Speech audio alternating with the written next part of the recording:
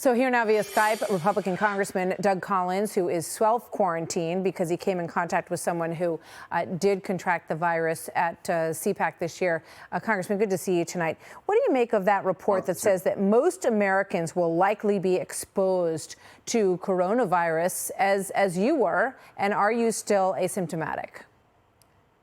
Martha, it's good to be with you. Yes, I'm asymptomatic. I'm feeling fine. There's been no problems. In fact, I've carried on my normal workout routine and doing work from here at home and communicating back with my office in D.C., especially as we've been dealing with FISA and other things in Washington. And I think what's interesting is we can come in contact. One of the reasons that we're following the protocol set forth because I was exposed to someone who has tested positive is to make sure that everybody follows these recommendations. Just as Dr. Fauci said, if we take control of this and we do what we're supposed to, we can make sure that this virus is relatively contained. People can be exposed but not get the virus. And I think I'm living proof of that if we do the right things, do our hand washing, if we're sick, go to the doctor, those kind of things. And that's why the message that I'm trying to get out is that the administration is working through as well, is follow the protocols, and we can make sure that we have this under control. So you have several fellow members of Congress, including Ted Cruz and Congressman Gosar, also at home. Have any of them showed any signs of any symptoms at this point? None that I'm aware of. I have spoken to Senator Cruz. He and I have talked, and I've talked to Mark Meadows as well. But other than that, we've just had conversations. We're moving right along, and we're doing the protocols. And I think that's the important part here.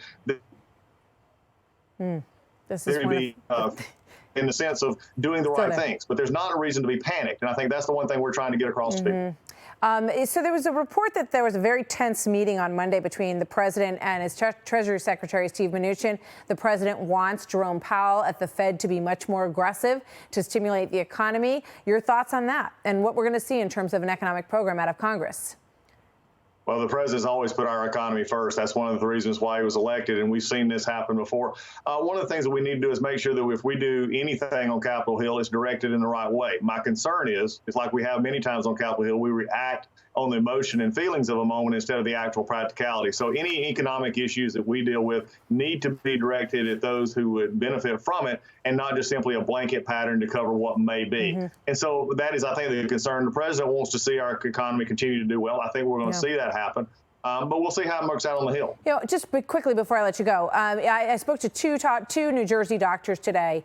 One told me that there is access to tests at one hospital. Another said they've been trying to get access to tests. They can't get it. They've called, agencies in New Jersey. The local hospital doesn't have any tests. And the lab, companies, Quest, LabCorp, they don't have tests. They can read the test if it's sent to them, but they don't have the test. So that seems like a pretty big problem.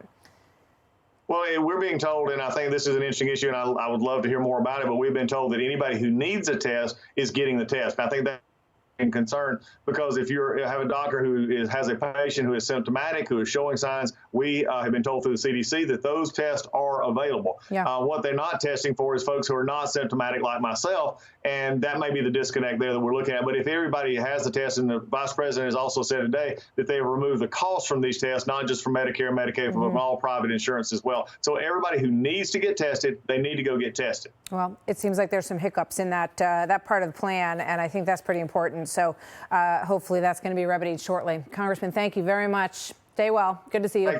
Thanks, Martha. Take care. You too.